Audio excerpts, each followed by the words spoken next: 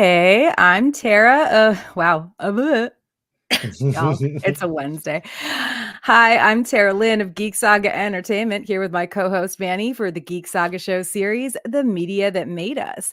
This series focuses on media that the two of us consumed in our younger or maybe even just slightly younger years, media that helped shape our current interests and that we still love.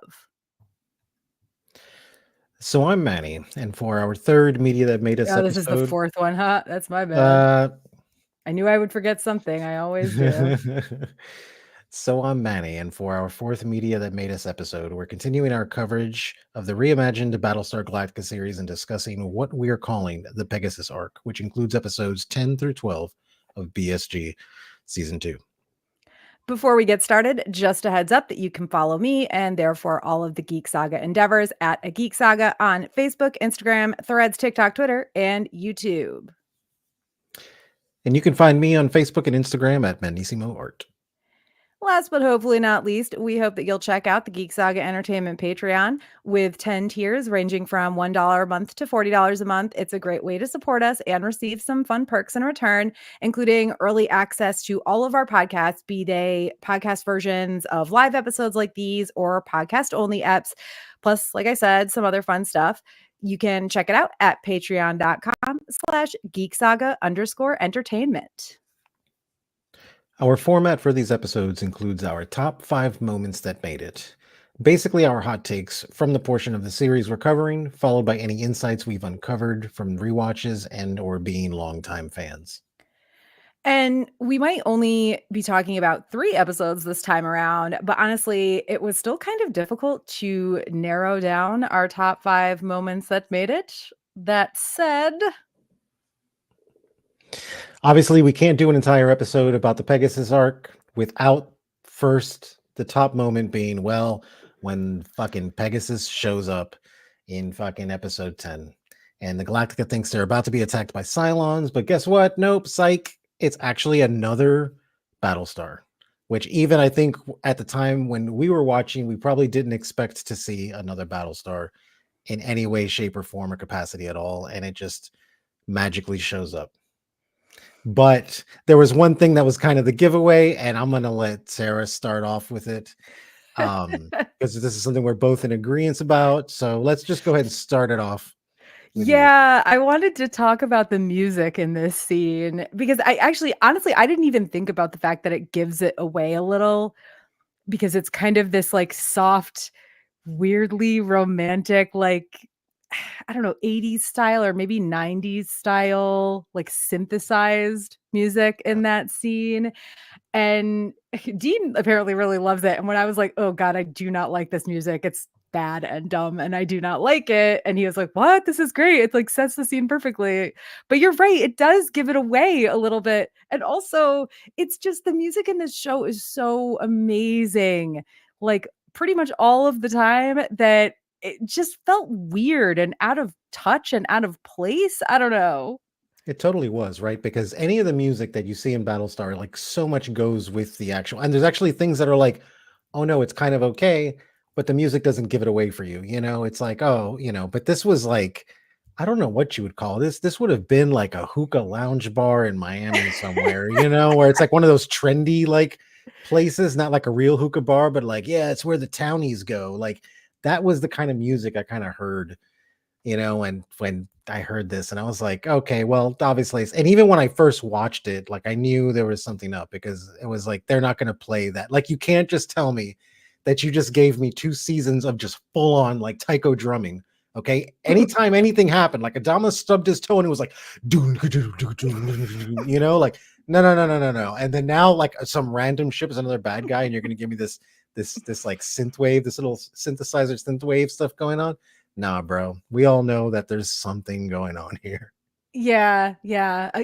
I can't believe I didn't really think of it that way, but I could talk. You're totally right about it kind of giving things away. And also, the music reminded me, we in our 90s and Noughties Cringe Factor series, we cover all these like late 90s, early 2000s movies. And it's not from anything in that era. It's from before. I mean, it's very 80s, I think, is maybe it's supposed to evoke the original Battlestar series. I haven't watched enough of that to Mm, know what the music was like, but yeah, I it don't know. could be. Didn't care for it. But anyway, the music bleh, aside, I do want to say that also in this scene, like when the ship first appears and they assume it's a Cylon ship, at first it seems like for once, Ty might actually have the right idea with his concern that the Cylons Mhm. are using the fleet's own transponders against them. And well, sure, of course, it turned out well in the end, or sort of did, considering. Uh, Adama really did take a pretty big slash very big risk ordering them to cancel the jump and all. But yeah, Ty actually maybe he actually seemed to have the right idea at first, and it was just sheer, I guess, luck, I guess. Yeah, and that was the shitty part, right? Because this was one of like Ty's like moments to shine where I was like, "Oh yeah, dude, he's clearly learning from the old man. Like he's getting suspicious about stuff." But Adama, he knew nothing was going on because he must have been hearing the music too. And he was just like, "No, let's just pause that." She's like, "The Cylons aren't going to give us this crappy music when they're trying, when they're going to attack us, And it just kind of made Ty look like, "Oh, wow, you were just kind of over exaggerating the situation, Ty." When I felt like you're right. It was one of the for one time that he like says something that was like, "Oh yeah, absolutely. Like that's a good call. But he clearly didn't have his headphones on for that, so And he didn't have his earbuds in. he didn't have his earbuds in, so he didn't hear the music. He didn't have his hearing aids. Yeah. Oh my god, I'm not trying to be ageist here, but Ty is an elderly dude. He's an Um, elderly guy. yeah, I and the thing is, like, his worry is based in reality. The Cylons have put a virus in their systems before. Mhm. They had Cylons planted on one of the passenger ships, helping the Cylons track them. Yeah, Ty had the right idea, and Adama got lucky. But also, wow, who would have thought that 10 I guess episodes into season 2, after all the shit they've been through, hey, guess what? There's another Battlestar, and it's bigger and newer and has a higher ranking officer. Oopsies. Whoops a daisy. Because of course they got to keep it fresh at this point. They're like, what else can we do to stir up the pot? Like not only fighting people from the external, but let's fight people from the Yeah. internal also. Yeah, it's like The Walking Dead. Hmm. It's not about the walkers, the zombies. It's Nah, about you forget people it. Yeah, fighting people. exactly. Well, that kind of the idea that, by the way, there is a higher ranking officer on the Pegasus leads us into our number 2, which is a bit more broad. The moment itself might not stand out at first, but it has consequences that build and come to a head throughout these 3 episodes. And it's also from episode 10, which, by the way, is called Pegasus. I didn't think we really needed to say that when we were talking about the first one, because duh. Mhm. But Yep. it's also from episode 10, and it's when Kane first starts giving orders that Adama does not want to hear, let Mhm. alone obey. And like, seriously, though, that whole scene, it's like, Kane, I have no desire to interfere with your command. Also, Kane, 5 minutes later, totally interferes with Adama's command. Yep. And I wanted to ask, like, do you think she was actually doing this because she thought sorry, do you think she was actually doing this because she thought she was, quote unquote, saving his command like she No. claims? No. Or yeah, because yeah, or do you think that she was doing it because, as much as she says she doesn't necessarily want to be in control, she needs or feels she needs to be in control?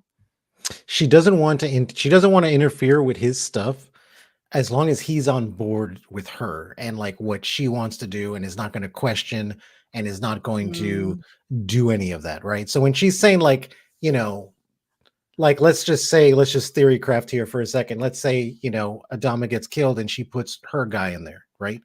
Then yeah, she's not going to interfere with his command at all because she already knows that, he drank the Kool-Aid. He's with me. mhm.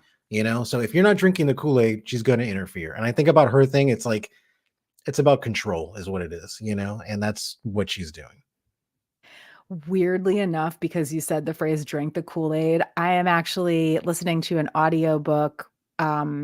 It's called Cultish, Mhm. the language of fanaticism, and there's a whole section in it on the phrase "drink the Kool-Aid" and how a lot of people throw it around.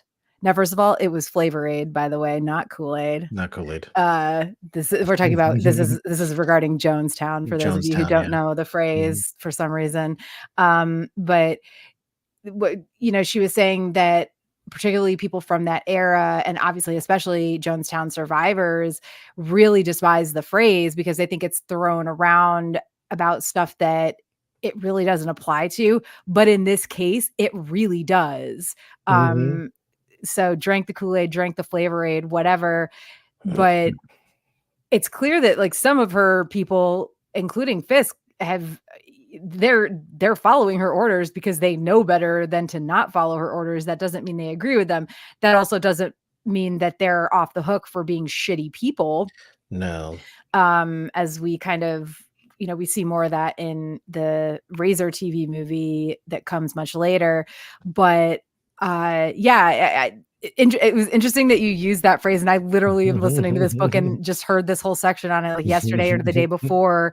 And again, a lot of people throw that phrase around like it's nothing, but in this case, it really, with the whole Razor thing, it really is a cultish environment. It is. She Yeah. has created this cultish environment around her where uh what are at the very least war crimes, but honestly I think more than that, where she's murdering not even just the enemy civilians but their own civilians. I don't know, again, very Vietnam war stuff, whatever. Anyway, I'm kind of going off on a tangent, so I'm going to bring Yeah. myself back on track and I just have I say, I I have things to say at the end of this for yeah. insights that are literally specifically about this.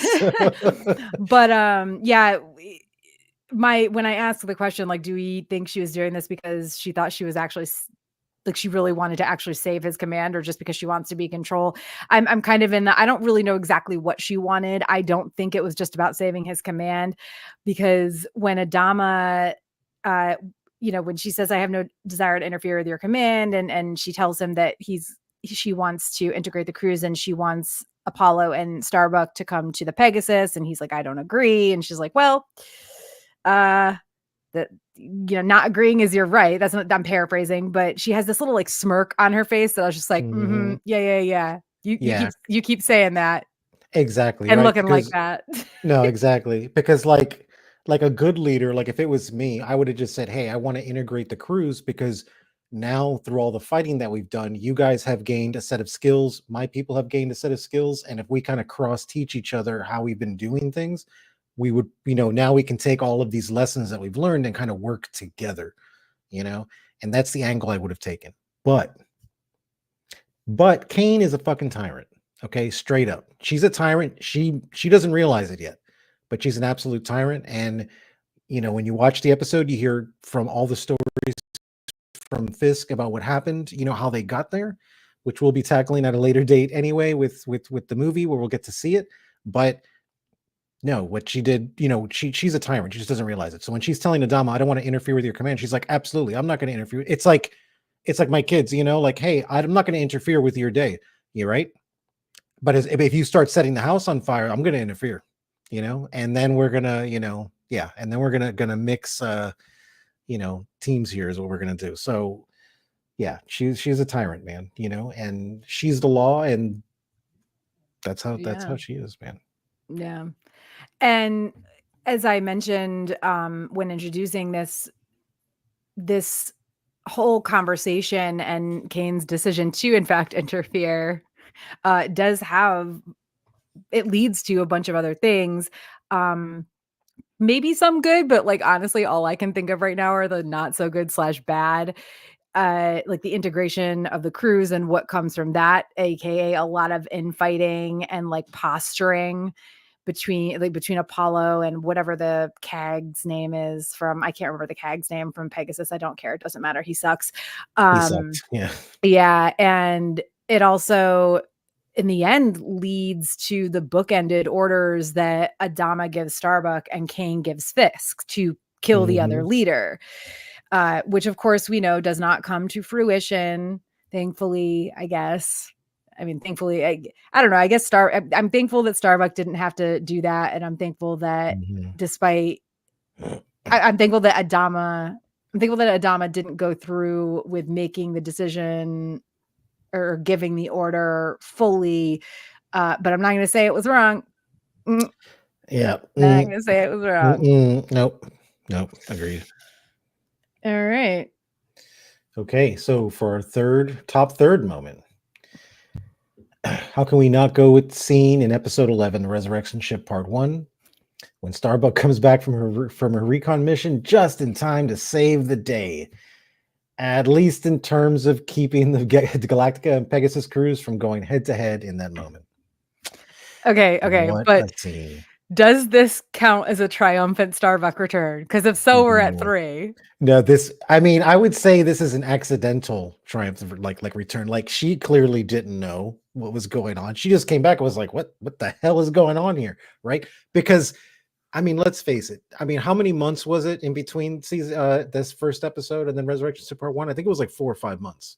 Yeah, I'm not That sure. Yeah, I think it's about a year between the miniseries timeline and Razor, maybe. Yeah, So no, but I yeah. meant like I meant like how much time they made us wait, because this was like like a mid-season ender is what it I see, was, I see. Oh, yeah, I you wouldn't know? know, Yeah. sadly. So when we were watching it, I remember with my cousin and stuff like that in my mom's living room, and this scene built up. And it was like, and Adama was giving his orders. You know, when he gives his orders when he's not really asking questions anymore, he's just like, Kane is like, "What are you doing?" And he's like, "You're gonna, I prepared a raptor, and you're gonna put my men on that ship or whatever." And he's like, "I'm getting my men," And then you just see both sides with these, like, the Vipers coming towards each other. And at this point, forget it. We had like wet our pants. We're just like ready to go, and then it was like, to be continued. And then we're like, what the fuck? And then we had to wait, like, man, it was like 6 or 7 months for that next episode. But the writers did really good with Starbuck's return, right? Because when the episode starts off, you see these ships just kind of playing chicken with each other. They're not firing, right? Because we were all waiting for like a battle, but there was not a battle. So, they were just kind of going back and forth. So with her showing up, I felt like it was good, because it wasn't something that was strung out for the entire episode, because she literally shows up in like the first 10 minutes of the episode or something. Yeah, wait, so was the split between episodes 10 and 11 then? Yes. Oh, okay, that Yep. makes a little bit more sense. Mm-hmm. Because I was thinking, "Oh my god, they split between 11 and 12," but No, it was 10 and 11. so really though, the Vipers from the 2 ships are playing this sort of, like, put you on the edge of your seat cat and mouse game. Haha, one of them is actually named Cat, but But uh, and Starbuck, when she pops back in, she's literally like, "What the frack?" And I honestly hate when people throw frack around, but I feel like we're on a BSG like webcast yeah, podcast, we can yeah, say it. But in real exactly. life, I would not be using that I word wouldn't be using it. as a pejorative. No. Um, but yeah, she's like, "What the fuck?" And of course, all the Vipers, they're like, "Oh my god, there's a bogey. It's got to be a raider." And all Adama and Kane agree to put their shit aside for a second. All the Vipers turn on her, and she's like, "Guys, no! Oh no, it's me, Starbuck."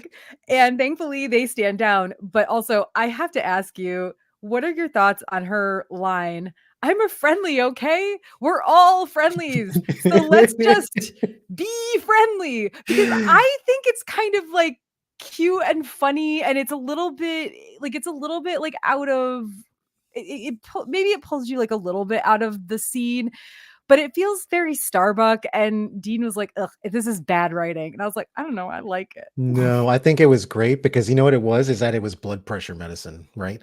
Because everything had built up in that last episode right before the the 6-month hiatus, pretty much. So we were all like, I mean, forget it. I mean, our blood pressure was up. We're ready for fucking war at this point, right? And then you had these ships passing each other, and it was frustrating me just watching it.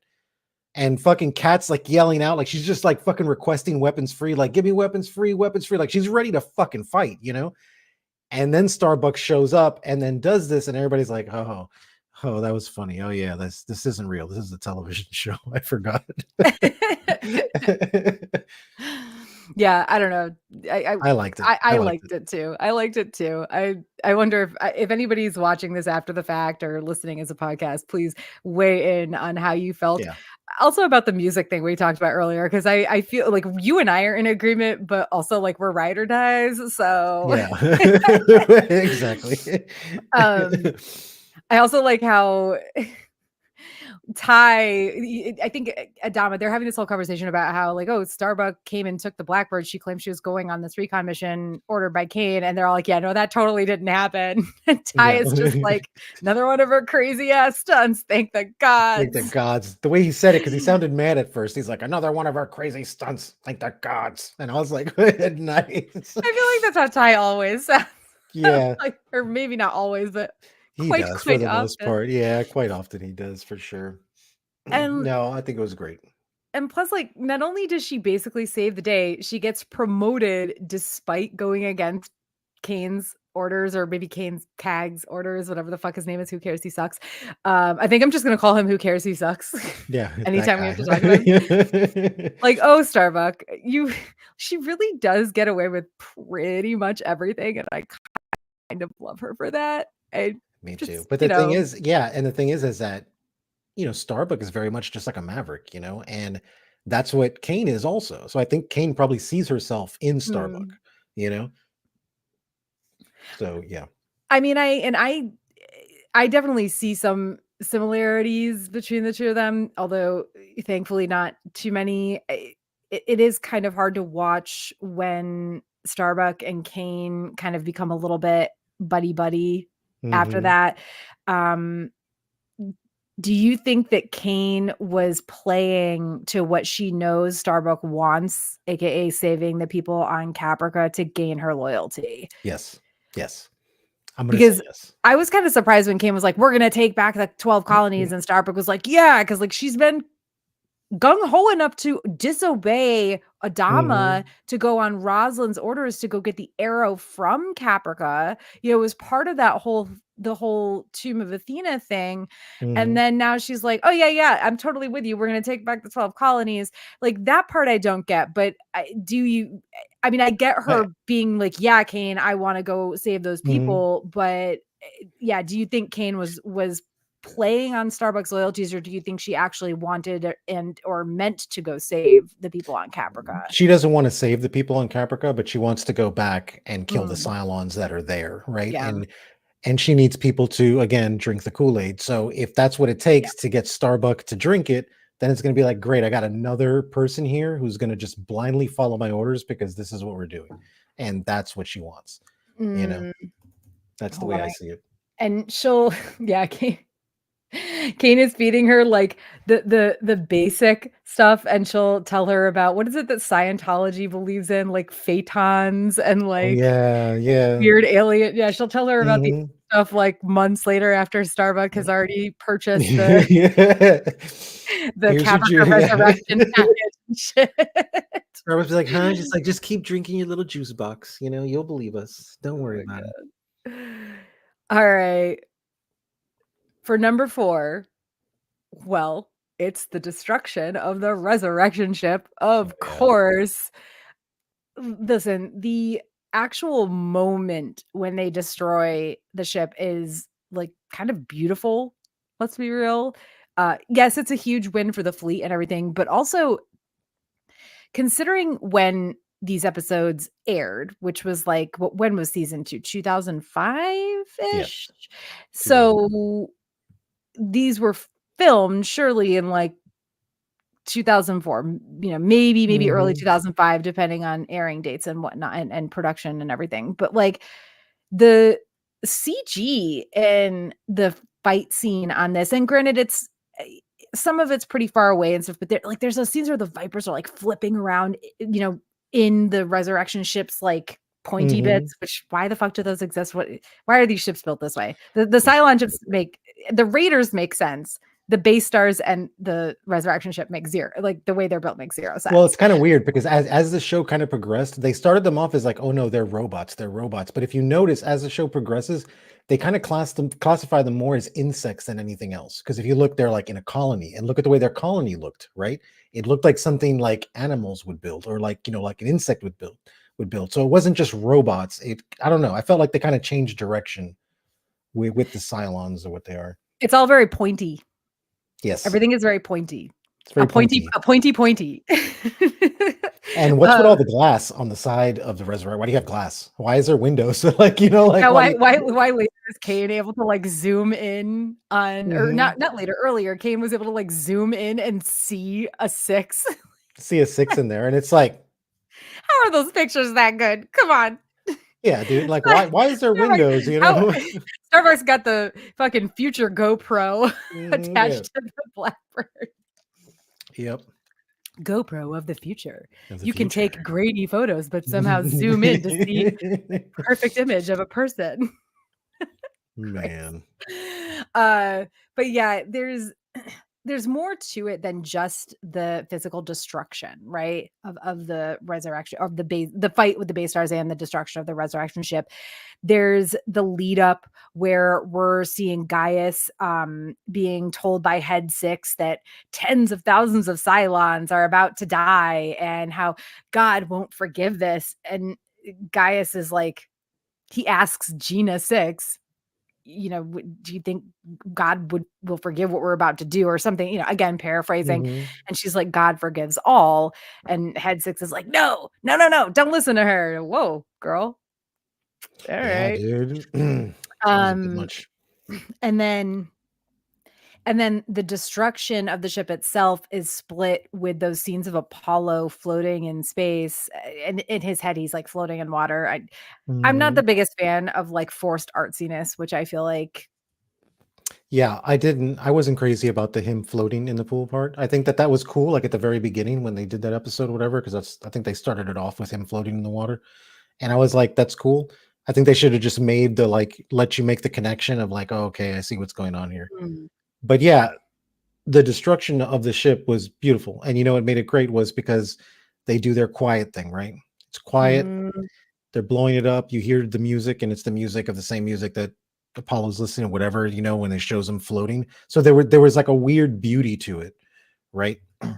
Which could have happened in the beginning of this arc if they didn't play the synthesizer music.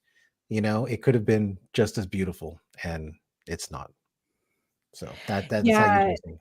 Actually, like, because you pointed out how like quiet it is it from one of the Alien movies, or where it's like in space everything is silent or something like that? It was like a tagline for one of the Alien movies. Yeah, it was in space. No one can hear you scream. There you go. Thank you. Listen, I'm not a fucking veritable cache of random knowledge. You fill in my blanks. Thank you. It's not even that I'm organized with it. I just have a bunch of papers in my head, and I just happened to pick one up, and I was like, oh yeah, that one. It's that one. That's it. I knew it was something along those lines. Yeah.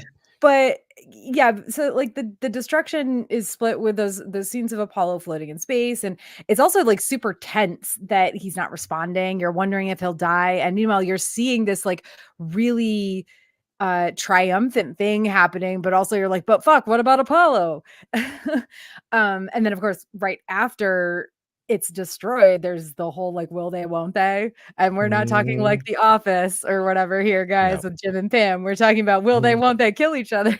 Yep. Will Admiral and will Adama and or Kane give the final word to Starbuck and or Fisk to carry out their orders? Yeah, it's really, I don't know. It's the whole thing is a lot, but listen, we could just say, yeah, the destruction of the resurrection ship was perfect and amazing and we loved it, but there's also all these other things that surround it and are part of it that make it that much better, I guess. Well, I think that's like the beauty of the whole Pegasus arc is that with every win, there's two other losses kind of looming over, right? Mm. Like it doesn't matter. You get these little moments.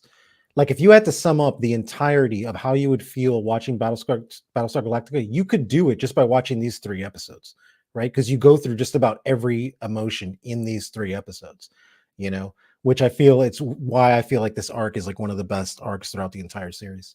But yeah, I totally forgot where I was going with this, but Well, yes, you did say it was for good. every win, there's a loss, and in this case, it's the Yeah, blackbird. it's the Blackbird. Yes, that's where I was going with it. Yeah. Yeah. So, you know, I figured. I got you. yeah, I got yeah. you. Thanks, girl. See, looking out for each other. Um, so yeah, and it really sucked because the Blackbird was such an awesome concept, right? Because they never had a stealth ship and everything like that. But I guess in the grand scheme of things, it wasn't really needed anymore in the script, so they had to do something with it, So they just went ahead and just destroyed it. Yeah, it sucks, especially since well, at the very least, we did, and this is like a little bit of an aside, but earlier, I want to say it was in episode 10, we get the scene with Laird, who is the Mhm. aeronautical engineer that they got from one of the passenger ships and like killed his family and shit. Cool, cool, Got cool. from one of the Yeah, ships. yeah, that's why I said they got him. Got him by killing his Mhm. family. Yeah. He is like super into it and like wanting to explore it and stuff. And at first, Chief is like, "Who the fuck are you? Like, why are you?" Because he thought he was like talking shit. I think when he was like, Mhm. "Oh, what these should have been out, gone forever ago. These engines or whatever." And then it's like Chief gets this. He's very proud. I think like at least that's how it Mhm. really. He's like he looks very proud and Yeah. real excited that this fucking aeronautical engineer is like, wow, let me can I please? And Chief is like, yeah, yeah, Mhm. yeah, yeah. It's so like at least if it had to go, it went out in a blaze of glory. It did. It was good, and it went out for a really good reason. I just really liked the Blackbird because I just thought it was something new. Because I was never a fan of the new Vipers. Let's just be real here. I'm just gonna be straight up. I was never a fan of the new Vipers. I didn't. I liked the old Vipers, right? Because those are the ones that I used to play with as a child. So those were the ones I liked, right? So when they did the Blackbird, I thought that was awesome because Manny loves sharp edges on vehicles. Period. I hate rounded things. I hate things that are symmetrical. I don't like anything like that. All right, dude. I'm all about asymmetrical, sharp edges, things that just look uncomfortable. Like that's totally what I'm into. So the Blackbird fit that description completely for me, right? Like it was asymmetrical in the sense that the seat was like too far back on this ship, right? That's why Starbuck had a hard time riding it. The way it's put together, sharp edges, no curves, no nothing, like I'm sorry, dude. That ship screamed Manny all over it. That would be my ride riding down the beach on Caprica Inn, it would be in the Blackbird, hands down. Because you keep talking about sharp edges and how it's like asymmetrical, how do you feel about the Tesla truck? I finally saw my first one in person last night. Really? I was on my way to Taekwondo and I was behind one and I was like, "Oh shit, I'm behind one of those things." Like how has it been this long since me living like for the most part in California saw one of these? Wow. Honestly, it's like when they first announced it, I was really excited about it, right? Because as ugly as everyone said it was, I was like, you know what? It doesn't look like a fucking egg walking down the street. Mhm. Okay, like I'm sorry. I didn't like the first round of Teslas because to me they were just boring. And let's face facts, the car industry, I'm a big car guy. I'm a big petrol Mm. head. I'm a big guy into that. Cars are fucking boring. They're just boring. I'm sorry. I haven't been excited about a car like when they re-released the Mustang. That looked great, right? Why? Sharp edges. Like I thought it looked great. It looked like the original thing when they did the Challenger. Hey, great. Every other fucking car was like, oh, I'm not even gonna get started on the AE86 that I was so excited about and fucking hated it. Look, sharp edges. All right, end of story. We'll buy you let's find you one of those Aztecs from the early Oh 2000s. God. Okay, we're totally off subject. Yeah. We're totally off subject. This is the type of stuff that gets cut from the podcast. So Man, yeah, if you want to hear Manny's car opinions, you have to either watch the webcast exactly. or My angry car opinions. All right. Well, I guess we got a one last moment to talk about. Okay, I gotta come down from the car talk here. Okay, so finally, guys, Hopefully, no one is shocked by our final top moment at the end of episode 12, The Resurrection Ship Part 2, the totally justified murder of Admiral Kane. Never so happy have I ever been able to see a 187 on television before. You know, this was one of the most exciting things I ever saw, dude, because you saw what was happening on this ship. You saw how they were treating, Gina 6, right? And I love how when Gina 6 appears in that scene, right? Because there's no buildup, there's no nothing. I mean, the fact that we're seeing Admiral Kane like get ready for bed, we all knew something was going to happen because they don't waste time on shit like that on the show. We knew something was happening. I didn't know what. And then all of a sudden, you see Gina with a gun just right to her fucking face. Doesn't say, "Oh my god, do you know what you did to me? Do you know?" Blah blah. None of that. She's just like, "Can you roll over?" Beg. And Kane is just like, "Frack you." And literally, "You're not my type." Pow! Like fucking yes. And Admiral Kane knew it was happening because she was already crying and she flinched right at the end and she deserved every second of it, that fucking tyrant. But in saying that, Michelle Forbes is a fantastic actress. She has such a presence on screen. I love her. Anything she does. And it was so awesome to see her portray Admiral Kane because she just did it so fucking perfectly.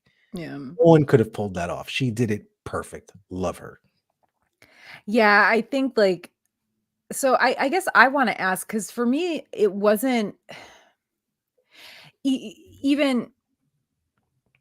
even before you see like before you see Kane getting ready for bed, right? And she's just kind of Mhm. like going through her room, taking off her guns, taking off her clothes, like, oh God, all the weight of being such a leader is off my waist and my back, my neck, my back.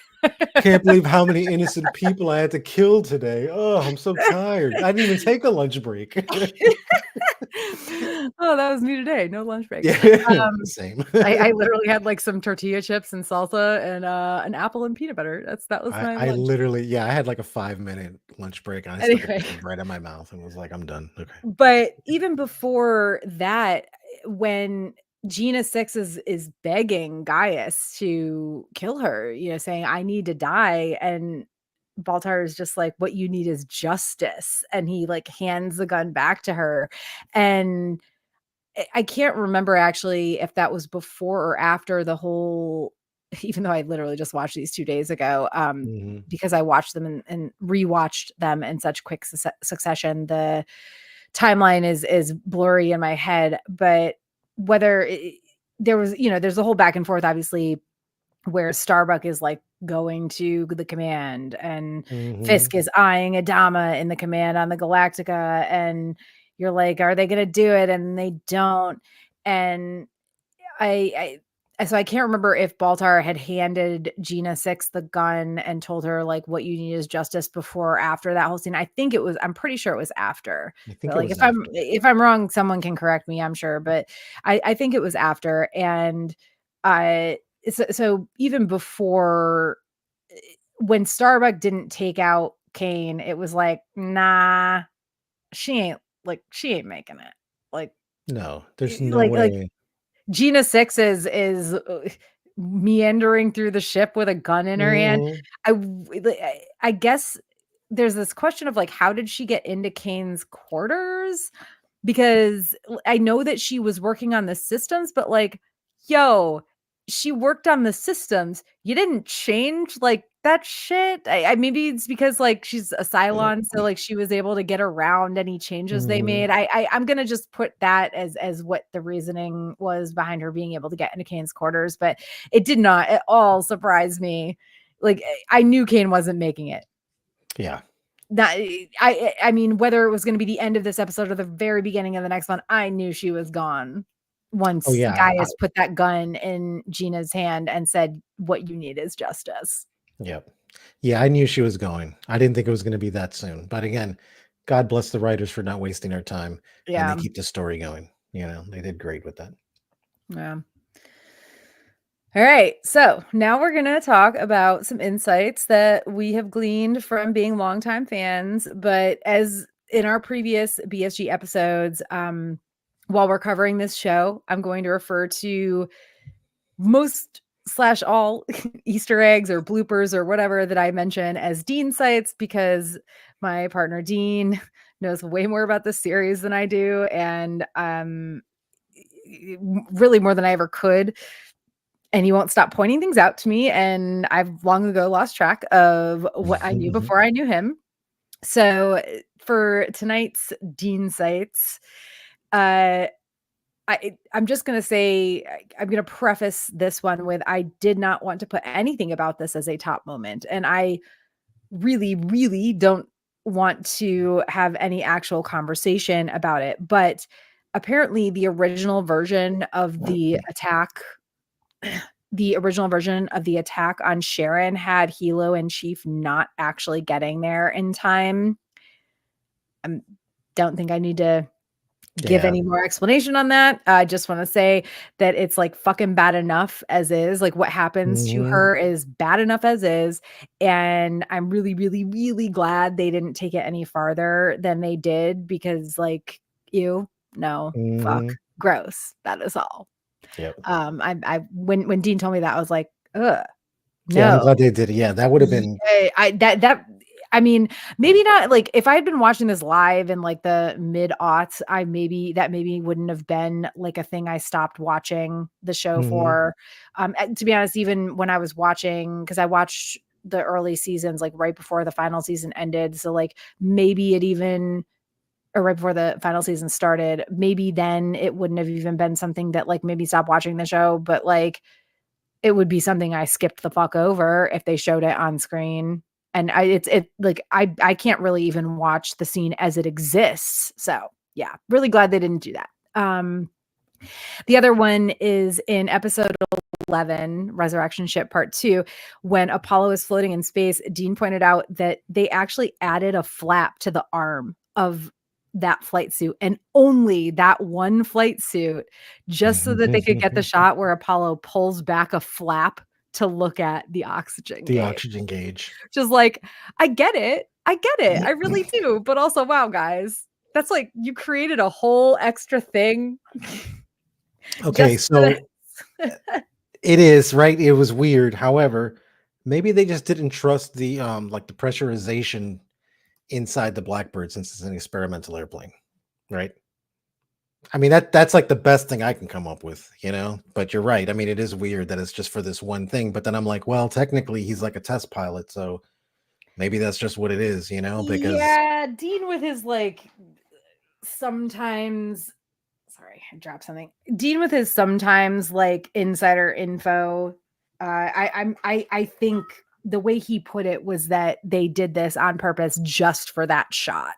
yeah, So like not, shocked, but that they would do something like that. And again, like, yeah, like I get it, but so yeah. yeah. Moving on to our personal insights. Why don't we go back and forth on these? I'll Mhm. start and then you go, like, because we both have several, so I don't want to be like talking for too Yeah. long.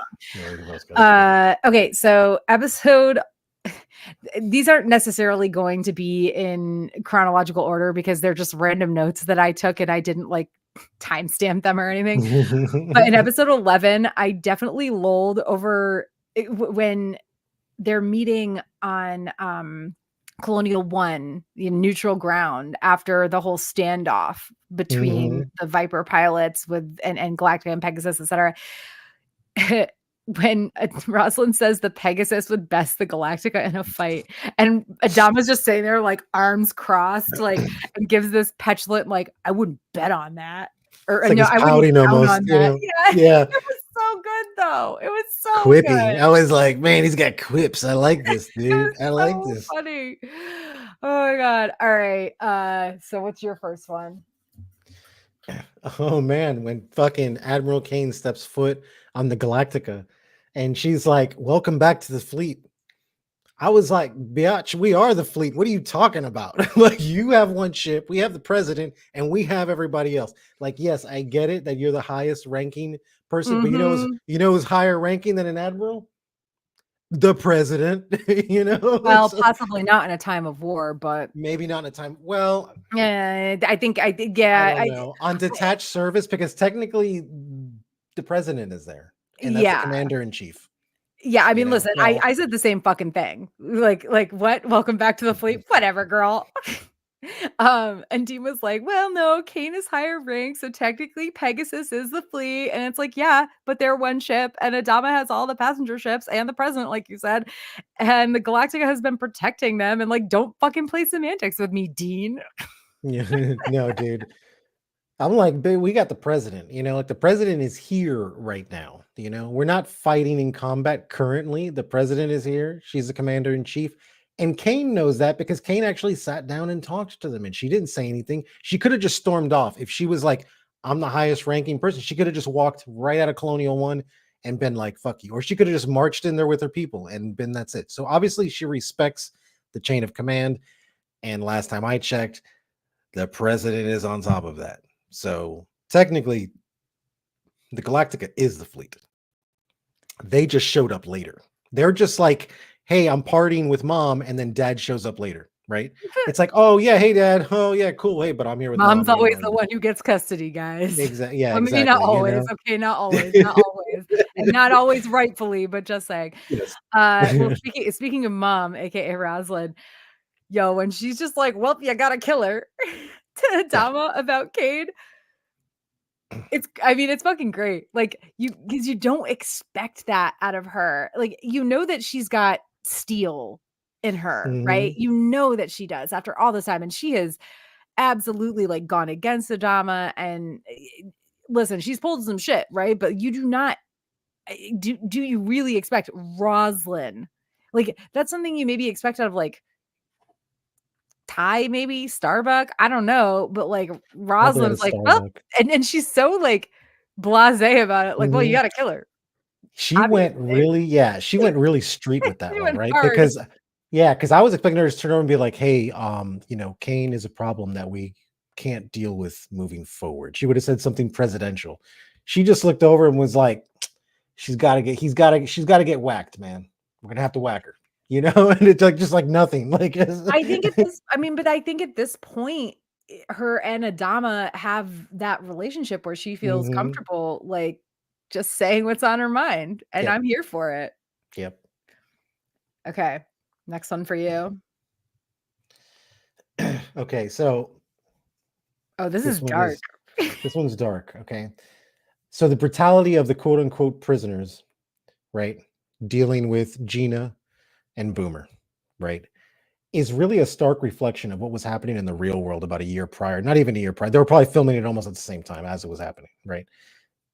And it had to do with the Abu Ghraib prison stuff that was happening when the stuff was coming out about these people getting tortured and the stuff that was happening to women and all this kind of stuff. I mean, this mirrors it 100%, right? I mean, the writers knew what they were doing when they threw this in there, you know?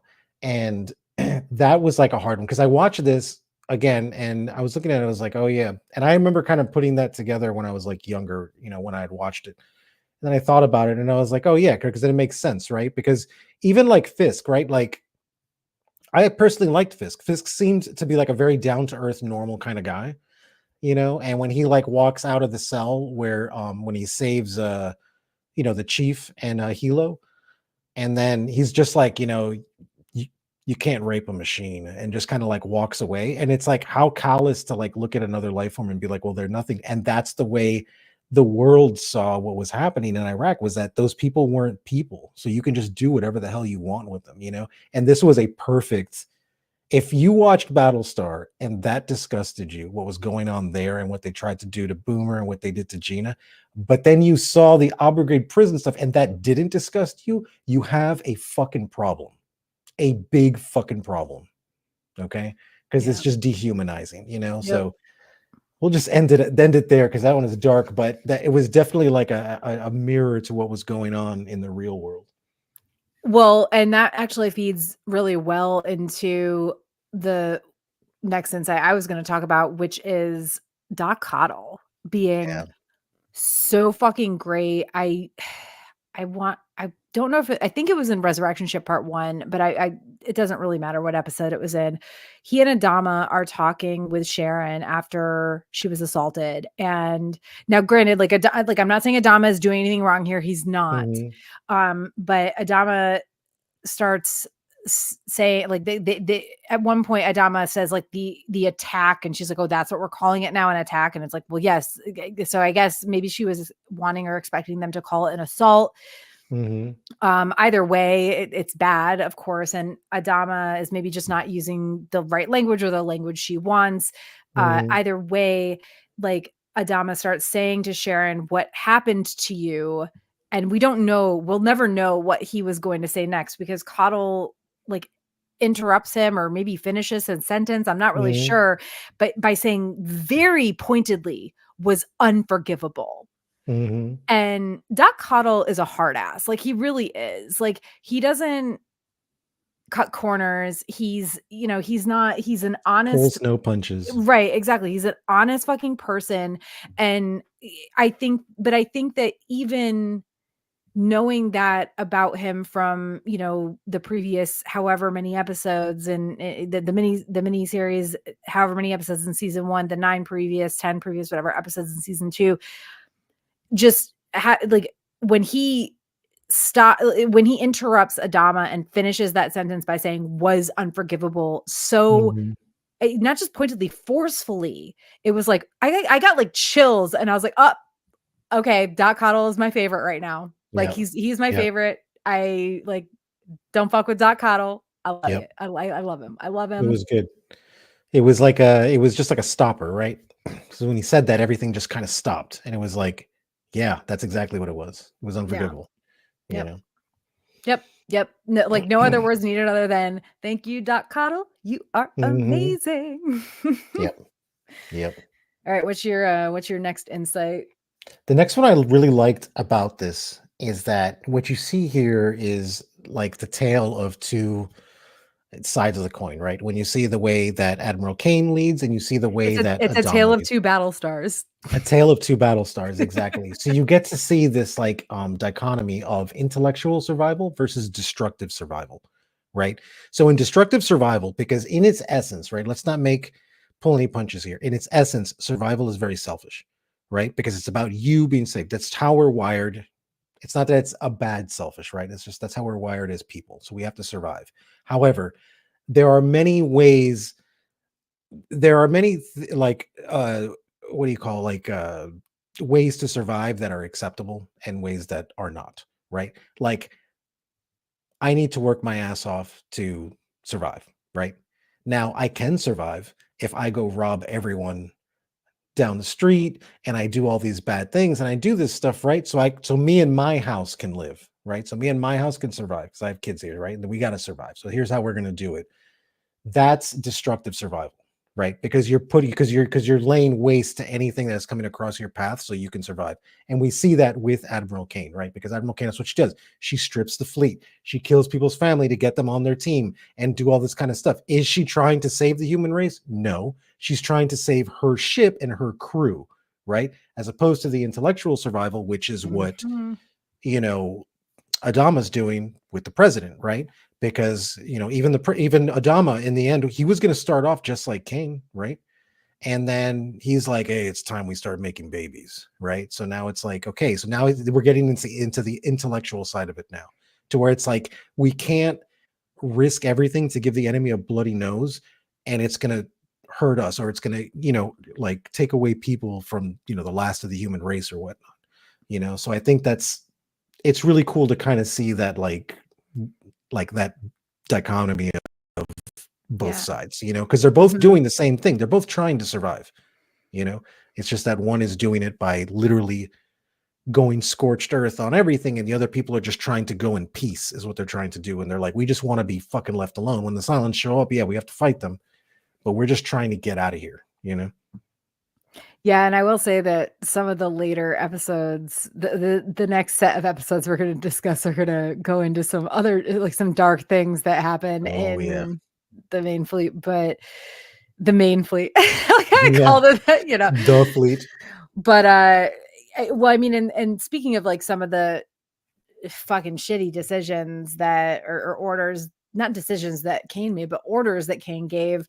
I I keep saying I'm gonna keep the insights to 3 or fewer, but I can't manage I can't manage that this time No. because I just want to mention the conversation between Fisk and Ty, where Fisk admits that they were ordered to shoot the families of people who wouldn't comply with the order to go to the Pegasus. And he specifically, and I literally like paused a couple times to write this down. He said, Fisk says they put 2 families again up against the bulkhead and shot them.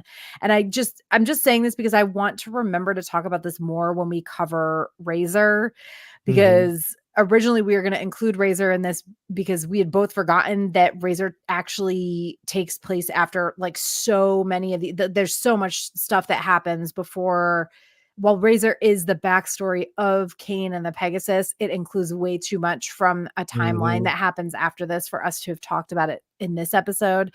But I want to remember to talk about this more when we cover Razor, because that's not like really how it happened, or not really how it looked like it happened in Razor.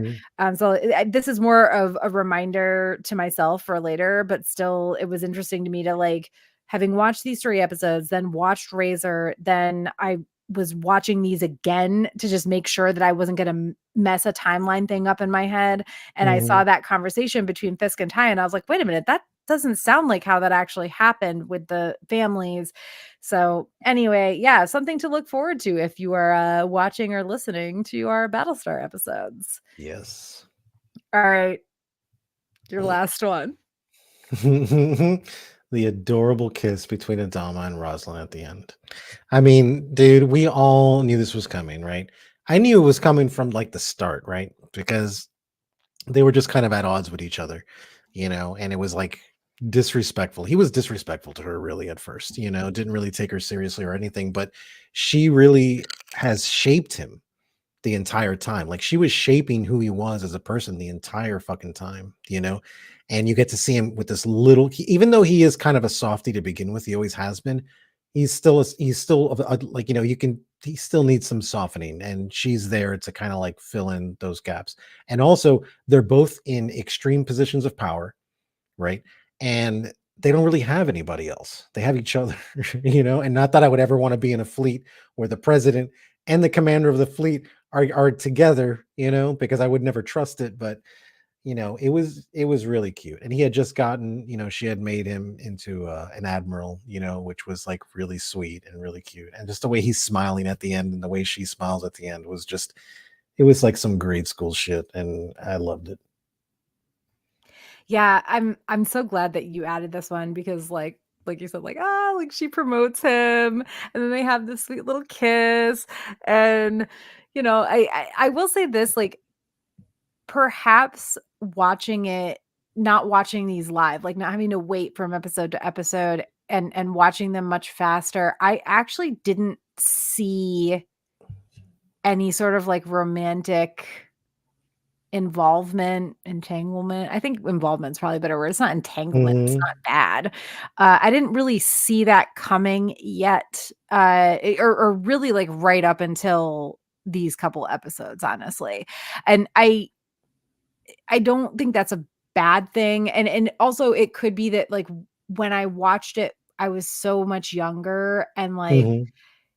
so at that time, in the like mid aughts, whatever, like how often was it that you got a lovely love story between 2 middle-aged people? Never. Now it is far more common, thank Mhm. God. Um but yeah, it wasn't something, watching it as quickly as I did in the past, that I saw. I will say, like, rewatching it in the future, I see a little bit more of the buildup, but it is even rewatching it the 3rd, 4th, 5th times, whatever I'm on now. I mean, I'm Mhm. definitely on at least the 4th. I think it's the 5th. I I see the buildup, but it is very, very subtle. And I think like the timing and everything was perfect. Like the kiss was so freaking sweet and cute. Um, I I think my only complaint about and complaint is maybe not the best word, but it's the word I'm going to use about their relationship is that it's like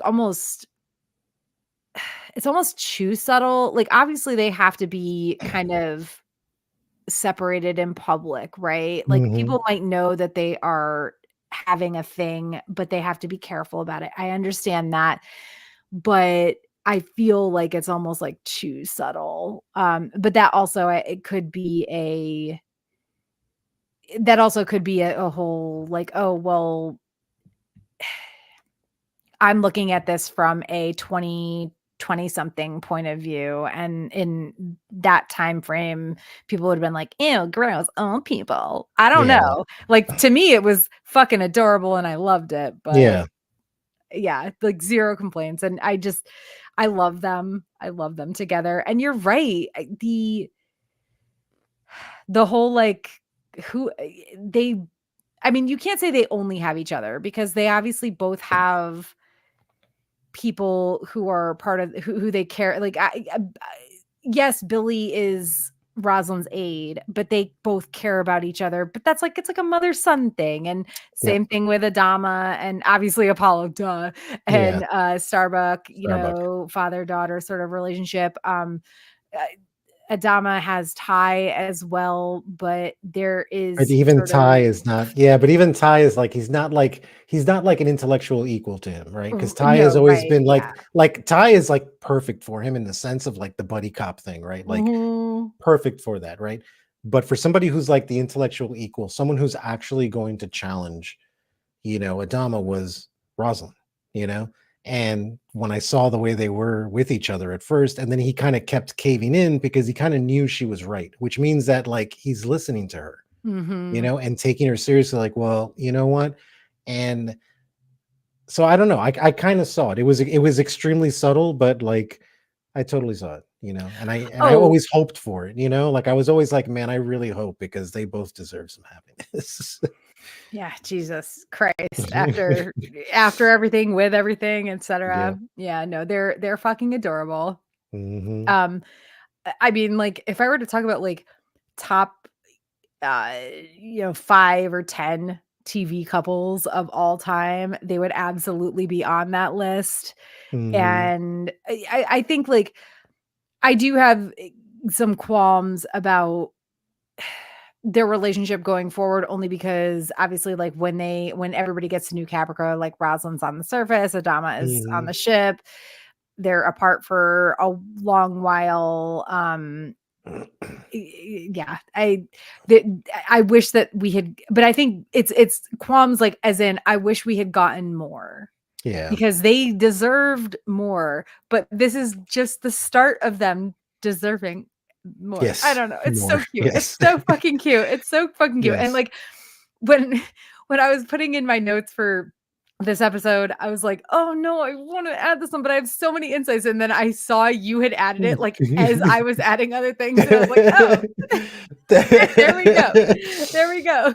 There it is. Of course one of us had this one. Great minds Of think alike course. now. Exactly.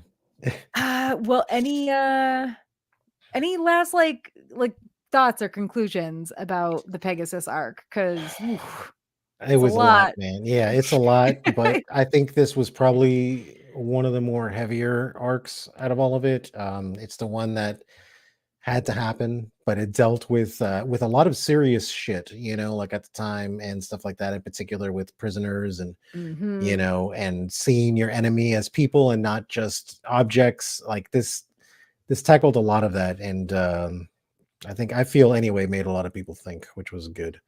But it was great performances all around. They really made you think. Everybody who was in it, who did something, if they were an asshole, they played a perfect asshole, like perfect.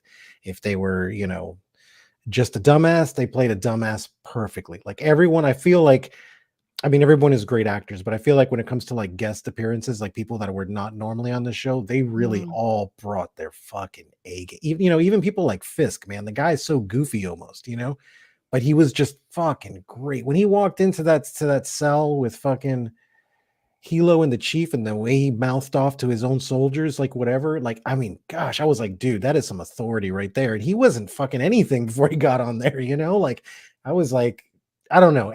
Everything about it well written, well executed. It was great, except for the the synthesizers in the first episode. 0 out of 10. Everything else 10 out of 10. Yeah, I will say, like, it does feel a little bit weird that then we like later, so much later, we get Razor and Kendra Shaw is such a huge part of it, and we like she's not in any of this at all. That seems kind of odd. Like Yep. there was not even a mention. Okay, guys. I mean, I get that Razor was kind of an after the fact thing, and they were still figuring things out as they went along, but and that's not like a complaint about this arc. It's just like weird. Like Yeah. you couldn't have found some, I don't know. The other thing is that I haven't mentioned, and when Hilo and Chief realize what the Pegasus crew members are talking about is going to happen, and they fucking rush off, and like they Mhm. run, that is it is so fucking, like, I don't want to get into it too much, but it is so like anxiety ridden. Like, Yep. will they get there in time? And in the version that was aired, they do, and then they are on the literally like on death row Mhm. for mistakenly, like, they shove the interrogator guy, and his head hits a bolt in the wall, and it's like, oh god, it's so like, it's not necessarily like an important part of these episodes, like of this arc as a whole, Mhm. but it's worth mentioning because it wasn't just Hilo, right? It was Chief too. And Mhm. he had been so schneh about everything Yep. for a while, for good reason, Mhm. but yeah, but then they band together and they're like, no, fuck this shit. Yeah. White boy heroes, whatever. It's, well, I mean, Halo, white boy hero, whatever. But like, I don't know. It was good. It was one of the most human things to happen, right, in a time of Yeah. war, is when you see people having, like, compassion on that, and I think that's why I liked so much about how Admiral Kane got snuffed, right? Because it's like, dude, when you show zero mercy, you're going to get zero mercy, period. And I always tell that and people in life, I don't, whatever, you believe in karma or whatever the fuck. If you treat people like shit, or you have no mercy on people, or you're just like unsympathetic towards people, then believe me, that I know for a fact the day is going to come and there's going to be no sympathy given to you. I believe it 10,000 fucking percent. I always tell people, I'm like, dude, just be merciful, man. Because then much mercy will be given to you fucking down the line. Hokey, whatever the fuck, but I'm telling you, that's what it is. So when she fucking ate the bullet, believe me, she deserved every fucking millisecond of it, Yeah. I think actually this is not going off the rails, but I will say, I guess I do have one complaint about the arc for these 3 episodes, and it's that it's always men doing the sort of like putting the ideas in people's heads, doing the rescuing, whatever. Like Hilo and Chief rushing off to save Sharon. She's not Mhm. able to fight off the Pegasus people by herself, which understandable. There's several of them, and it's just one of her. But since she's like super strong and shit, whatever. But then like, and I know she's also like a prisoner, everything. But then Mhm. later, like it's Gaius who puts the gun in the hand of Gina and gives her the idea of getting her vengeance. And so Mhm. I do wish there's some things that maybe have been done differently, but also like this is like hindsight is, and I didn't feel this way when I first watched the episodes, and but like people, we evolve, our like media evolves, and I call it a complaint, but it's not really, because Mhm. at the very least they didn't go where they were originally apparently planning on going with Sharon. And on Mhm. that note, unless you have anything else to say, Nope. We'll all just right. stop there. All right, as we close out the episode, just want to give a shout out to our Heroes tier patron, Tommy of the TKOK Podcast Network. Thank you so much for supporting us. And thank you for joining us for our third meet. Wow, I did it again. I forgot the third to fourth. And thank you for joining us for our fourth Media That Made Us episode on BSG Season 2, episodes 10, 11, and 12, aka the Pegasus Arc. For the most current news and updates about this series, make sure to follow at Geek Saga on Facebook, Instagram, TikTok, Threads, and Twitter. Oh, and YouTube. And also, our next episode is going to. I don't have my fuck. What's 2 weeks from today? I don't have my phone on me to look at the calendar. What's 2 weeks from today? Wednesday, October. Wednesday, October 23rd. Okay. We'll be back on Wednesday, October 23rd. I'm not 1000% sure what episodes we'll be covering, but possibly the rest of season 3. We're still talking about how to break it up because of the Razor situation. I think we probably, yeah, you're right, because we do still have Razor. Yeah. So we'll figure it out as we go along with this. Yeah, with this next episode, but we'll be covering a good portion of season 2 episodes on October. Wow. We'll be back. Yeah. Yes. God, it's been a long week so far, and it's only Wednesday. We'll be back on Wednesday, October 23rd at 8 p.m. Eastern, live to talk about some more season 2 episodes. We aren't entirely certain what those episodes will be, but it will probably be a good number of season 2 episodes, including Black Market. Yeah, that's another one. There will be no top moments from Black Market, I'm sure. No. And also, please consider backing our Patreon at patreon.com/geeksaga_entertainment. Have a good night. Goodbye.